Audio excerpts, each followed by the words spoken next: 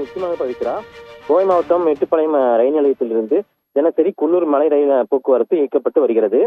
கல்லாறு முதல் குன்னூர் வரை அ அடர்ந்த வனப்பகுதிக்குள் பயணிக்கும் மலை ரயில் பாதையில் அவ்வப்போது மலைகளின் மண் சரிவு ஏற்பட்டு ரயில் தண்டவாளங்கள் சேதமடைவது தொடர்ந்து நடைபெற்று வருகிறது. இந்நிலையில் கடந்த 2 நாட்களாக குன்னூர் மற்றும் மேட்டுப்பாளையம் பகுதியில் இரவு நேரங்களில் மழை பெய்து வரக்கூடிய நிலையில் ரயில் பாதை அமைந்துள்ள கல்லாறு மற்றும் குன்னூர் இடையே உள்ள வனப்பகுதிகளில் நேற்று இரவு கனமழை பெய்தது. இதன் காரணமாக மேட்டுப்பாளையம் குன்னூர் இடையே உள்ள மலை ரயில் பாதையில் 3 இடங்களில் மண் சரிவு ஏற்பட்டு மலை ரயில் பாதை சேதமடைந்துள்ளன.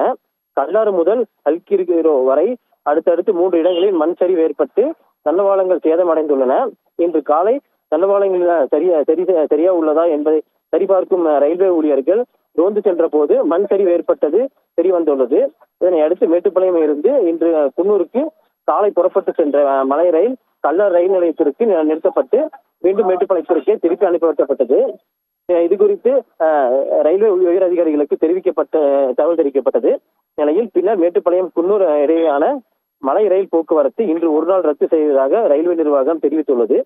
மேலும் சேதமடைந்த பெல் தண்டவாளங்களை சீரமைக்கும் பணி ரயில் ஊழியர்கள் அனுப்பி வைக்கப்பட்டுள்ளது. பவித்ரா.